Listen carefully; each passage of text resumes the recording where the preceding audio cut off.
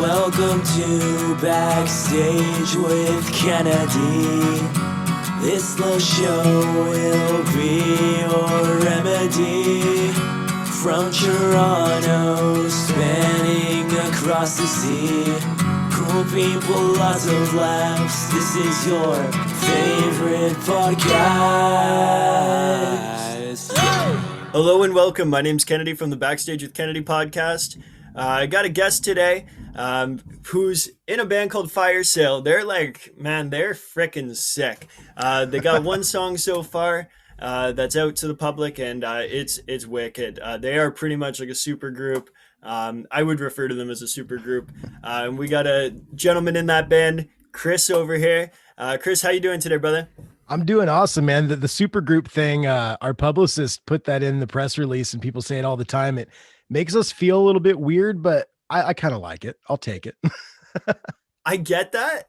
I understand where you're coming from in that regard.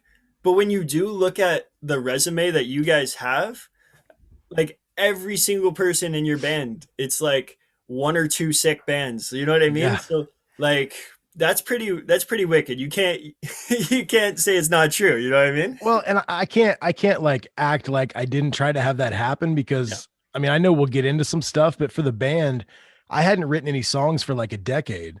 And I wrote a couple songs, and through my podcast, which I'm sure we'll talk about as well, I reconnected with some people and I made some new friends. And I didn't want to have a solo record because I'm not a singer. Yeah. So I just sent my little demos around to a bunch of friends, and everyone I sent it to said, yeah, I want to do a band. Let's do a band. And so we were kind of born out of the pandemic, which was kind of cool.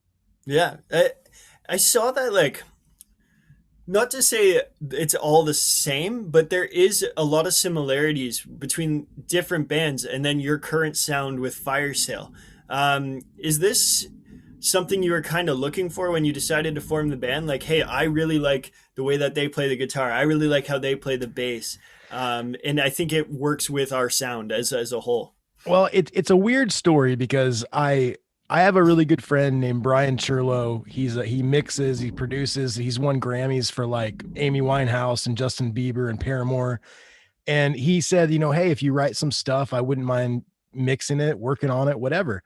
So I wrote some stuff. And originally on the demo of the song that's out now, Tucker from the band Thursday played the drums on the demo. Okay. Because they live close together. And I talked to Tucker, who's a friend of mine, and he's like, yeah, I'll go into the studio with Brian. I'll cut the drums. So he went into the studio and cut the drums. And then I had like a product, right? So and I knew Tucker was never going to be like my drummer because he's super busy, but he just kind of did it as a favor to get the drums down. And then Tim from Thursday was going to play bass on it. But I like kind of got this whole idea where I'm like, man, I've made so many friends through the podcast. I have so many friends in the music industry that I respect and I love. I'm just going to send it around to some people and see what happens. So of course I had this in the back of my head. Like, I'm going to send it to Matt Riddle, who's like under Cliff Burton from Metallica. He's my favorite bass player in the world. Legend. No use for a name, Polly, Face to Face. I mean, you can't get a better, and a guy that has a signature sound. Like, when you hear Matt play bass, it's Matt Riddle. Yeah.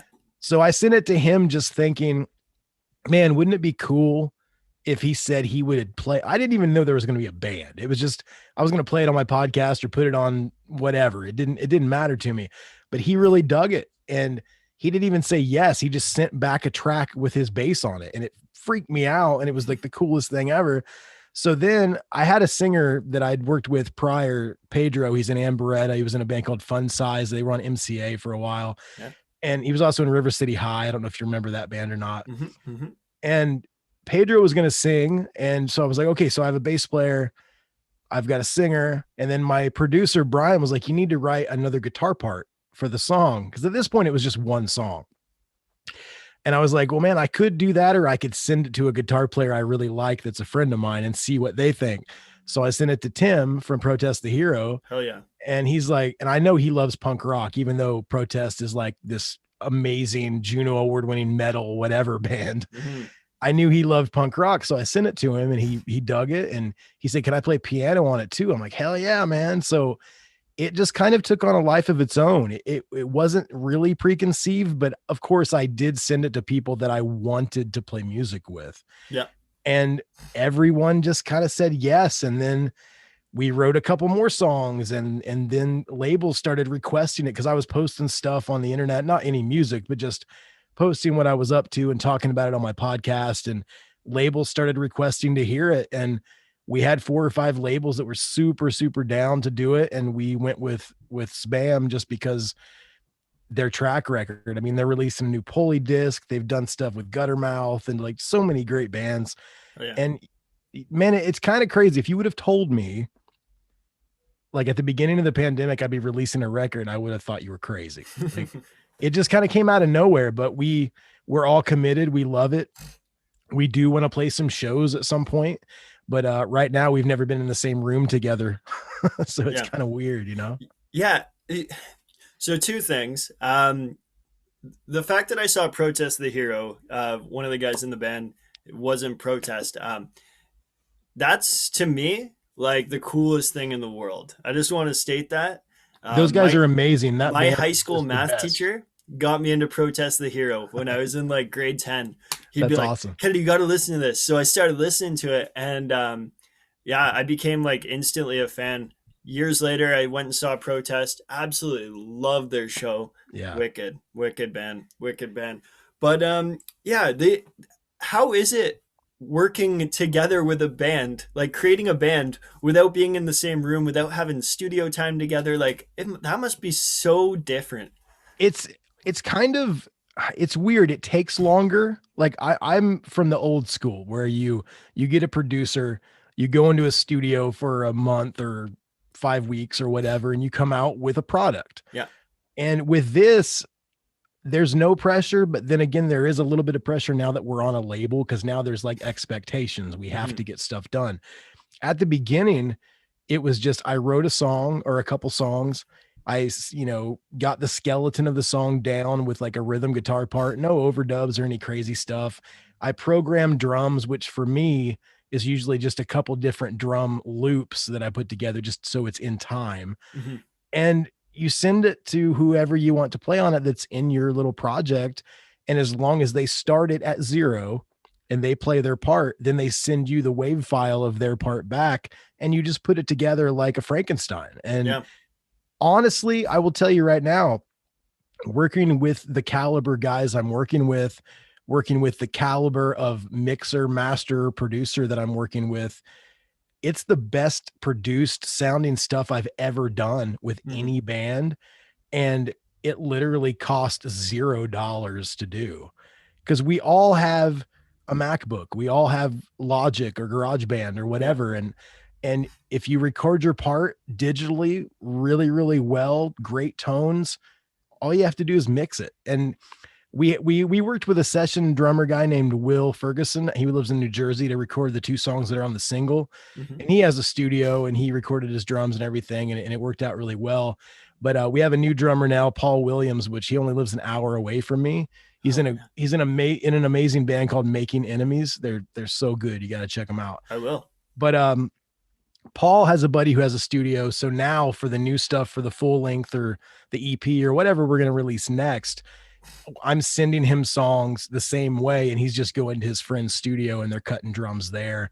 And the cool part is it hasn't happened yet because of the pandemic, but very shortly, all vaccinated and everything, I'm going to be going up there and kind of help him produce the drums.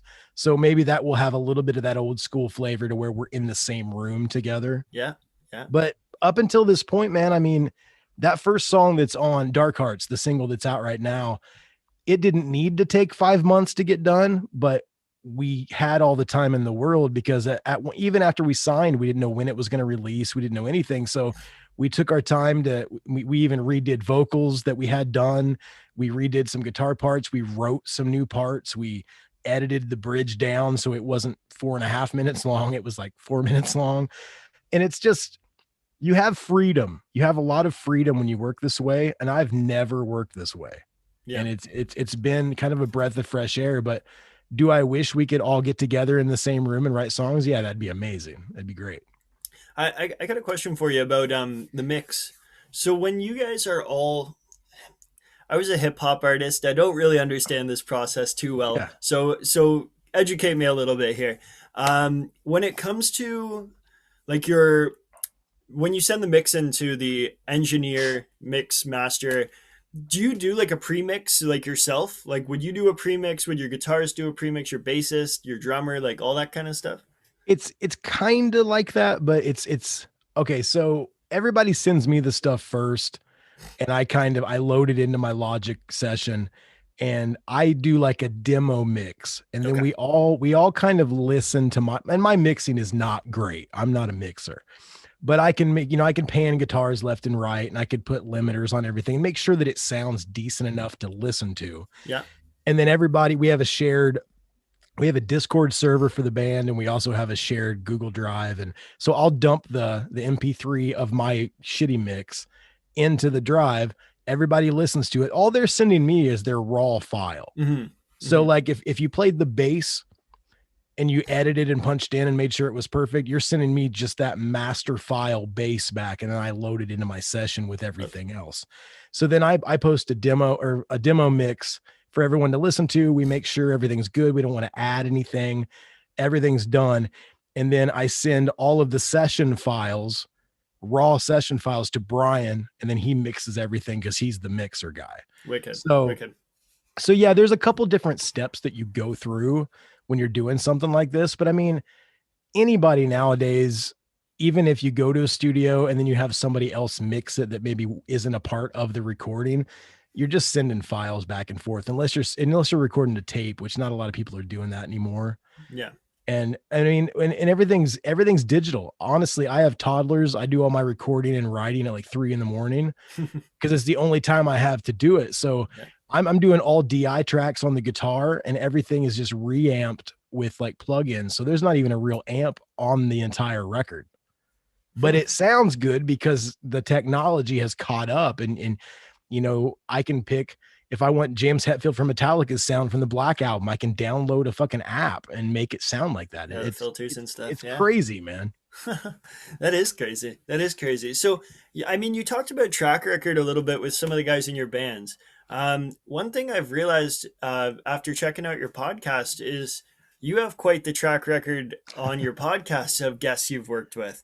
Yeah. How has that been? And when it comes to contacts and stuff like that, personally, when I started the podcast, I started with friends and friends who I really enjoyed music, and then kind of branched out from there. And I got lucky enough to find a publicist to work with right there.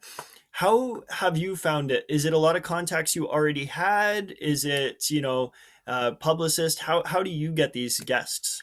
It's kind of a lot of different ways. Honestly, when I first started, I'm coming up on my 3rd year anniversary in 2 weeks, I think, maybe 1 week.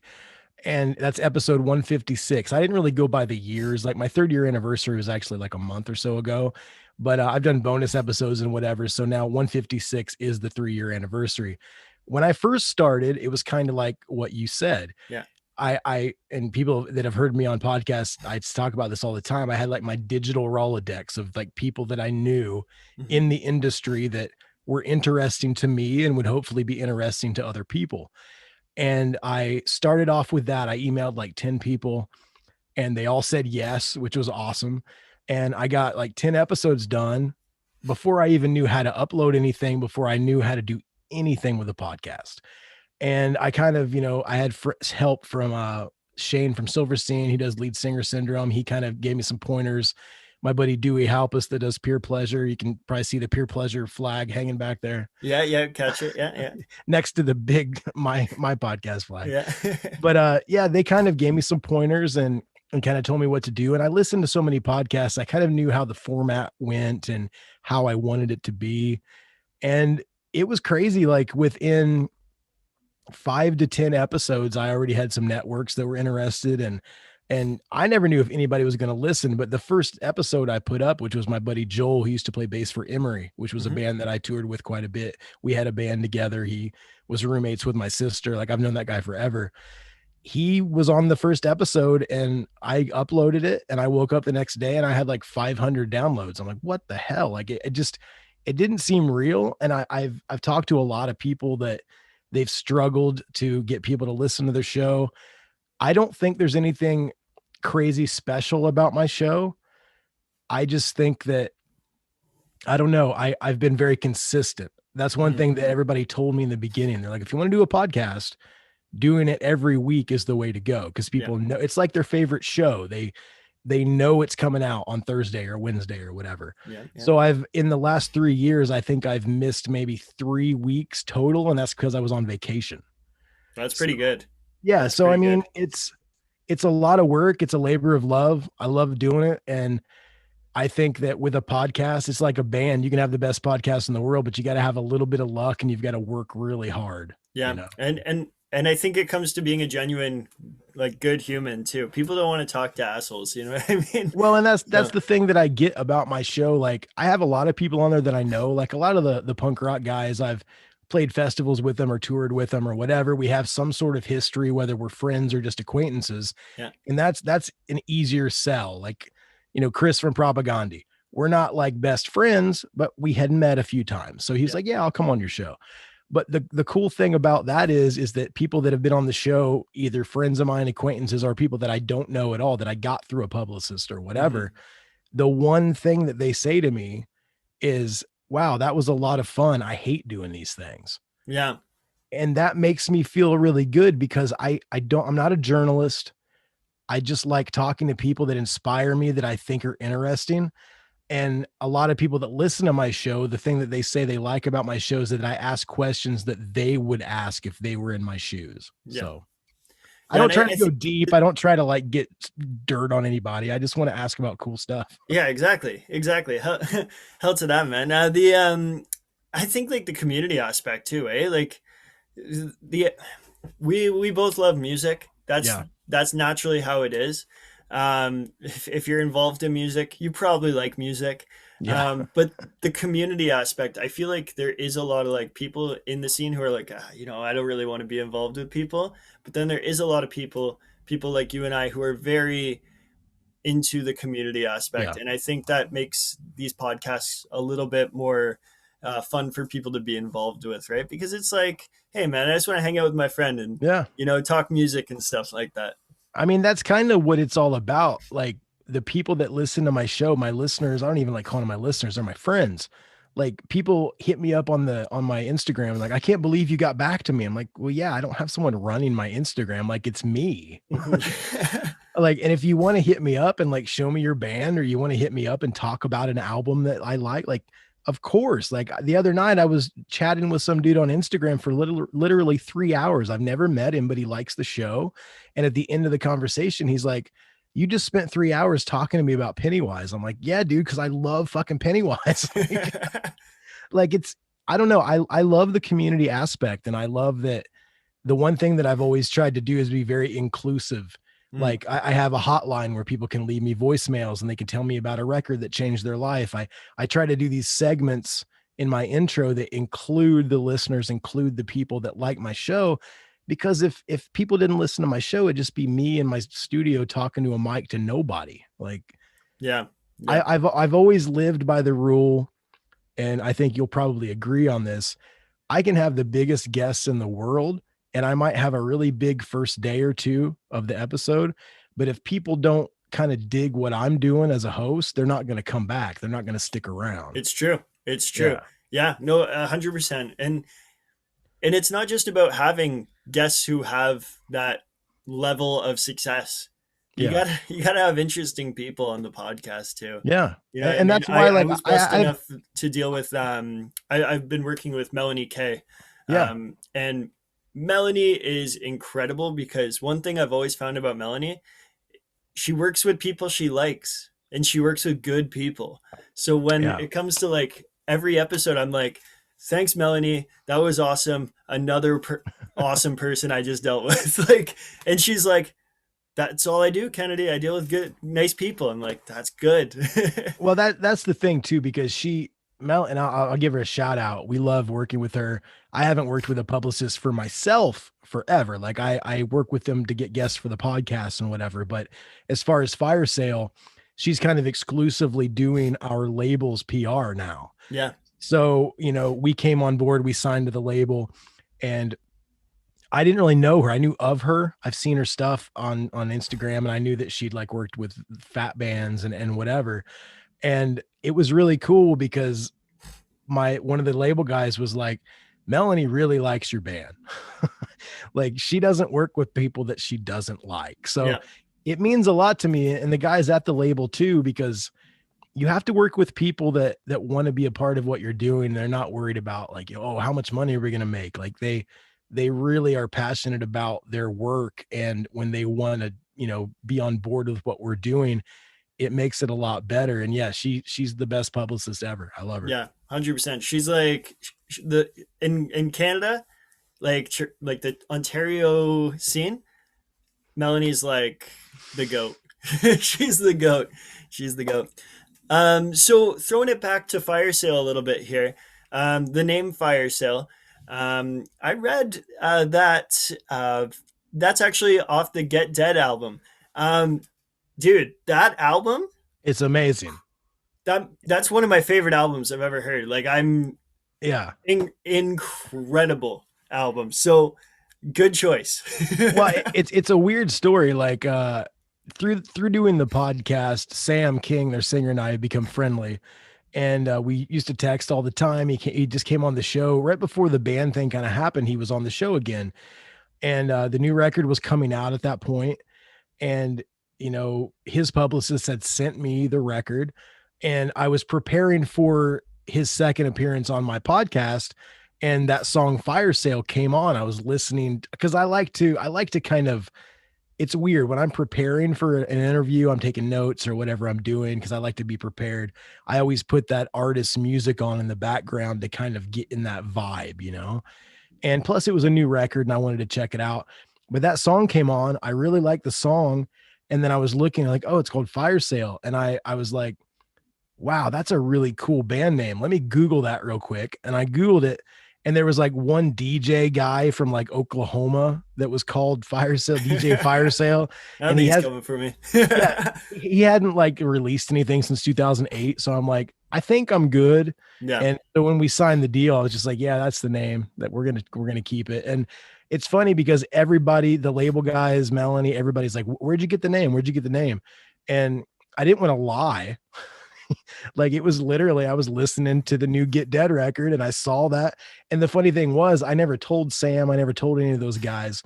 So when the press release came out, they all followed the Instagram for the band and they're like, you stole our name. But they were being funny. Like they thought it was cool. But yeah, I probably should have told Sam, hey man, I'm going to gank the name of one of your songs for my band. Yeah, man, they're wicked. And that new album, like, turned me into a fan instantly. It's amazing. I love those guys so much, man. Yeah. And they seem like good dudes.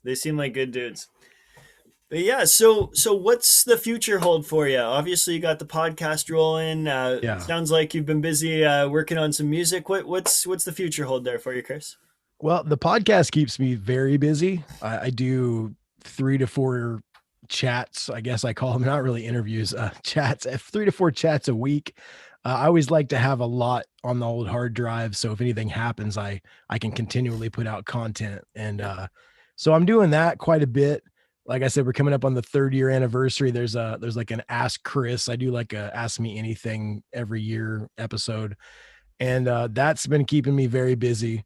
The band has slowed a bit on the recording side. We're writing right now because the original plan was the label wanted us to do a full length right out of the gate.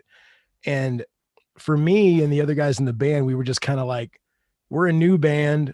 We have resumes that people know, but we kind of wanted to do a 7-inch single just to gauge if people were going to be interested or not. Because we thought the songs were great, but you never know what somebody's going to think of your music.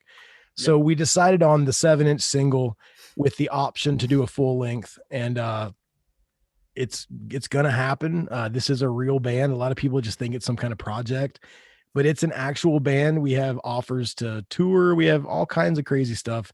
And right now we're just, we're writing. We have the new drummer lined up and we've been sending him stuff. And I would say last time I looked, we had maybe 15, not completed songs, but 15 songs or some of them are ideas that aren't done yet. Yeah. There will be a full length in the future. There will be some live gigs. I'm not sure if they'll just be festivals or what, but that's keeping me busy. I also teach guitar full time. I own my own educational music studio, and yeah, man, just raising toddlers and trying to not catch coronavirus. That's wicked, man. And that's the way to live it without coronavirus. Yeah. No, that's good, man. It sounds like you are keeping busy. I mean, I'm sure the toddlers in themselves are Yeah. enough to keep you busy by themselves, but you know, a little bit of time on the microphone's not the worst thing. I'm a night owl, man. So everybody goes, my wife and my kids go to bed like 9:30, and then I'm up till 3 doing stuff in my studio. So yeah, it's hard because then I get up at 9 with my kids, or 8 or whatever it is, but I got to have some time to create stuff. Like I love doing music. The podcast is a passion. I love it so much, and I'm happy right now, man. I never thought I was going to release music again, so I'm very excited.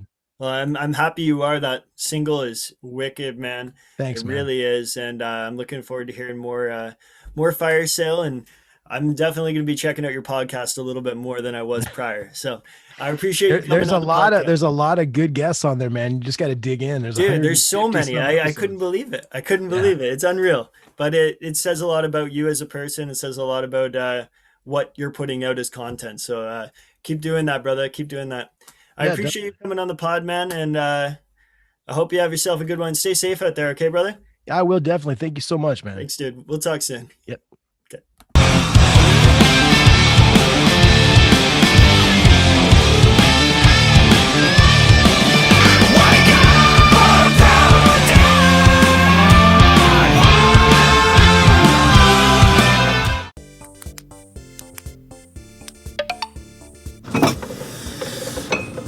Buns, check. Hot dogs, mustard check, Ketchup. hot stuff. Nah. Where's the hot stuff? I didn't bring any.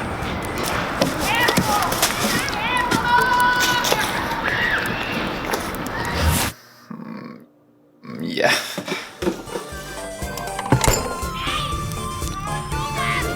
So good with the hot stuff? Very good with the hot stuff.